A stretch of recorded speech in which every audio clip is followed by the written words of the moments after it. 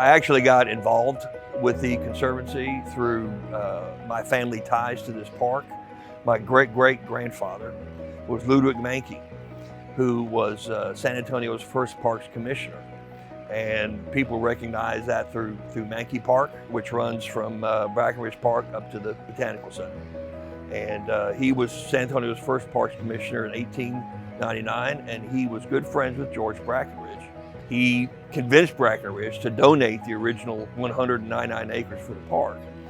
Whereas Mankey brought the Brackenridge Park into the 20th century, I view my role in continuing that legacy in bringing this park into the 21st century. Brackenridge Park is part of the soul of the city.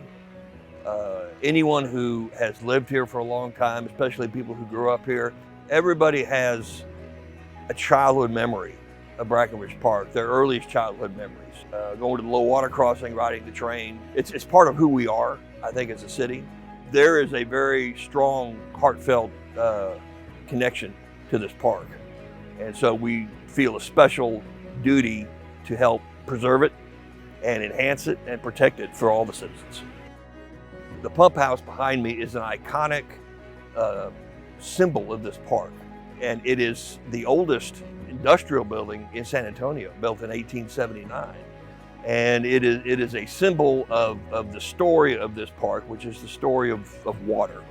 You can't really restore the rest of the park until you start with one of its most iconic buildings.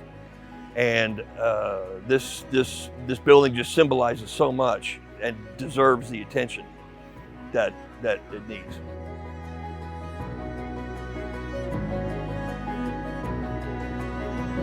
The Conservancy was formed in 2008, and it's the only organization solely dedicated to advocating for Brackenridge Park. Conservation Society was instrumental in helping form the Conservancy, and we've been working since that time to understand the park, the stories that you are aware of, but the hidden stories too. The main challenge over the years has been looking at the park in a piecemeal fashion.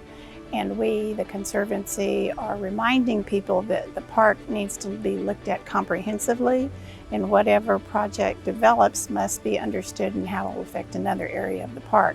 So we are repeating that every time we speak. Yes, I'm standing in front of the San Antonio Waterworks Pump House number 1. And one of the interesting stories is it pumped water up to what is now the Botanical Garden, and there is a reservoir there, and then the water ran back down into homes, into pipes. So this was really the precursor to saws. So we are able in this northern reach of the park to talk about how water was delivered to the early citizens and the indigenous population, as well as to modern San Antonio. A renovated pump house for Brackenridge Park and the educational program that will engage everyone who visits the park is really exciting. They'll learn more about everything that's happening here, all the revitalization of the park.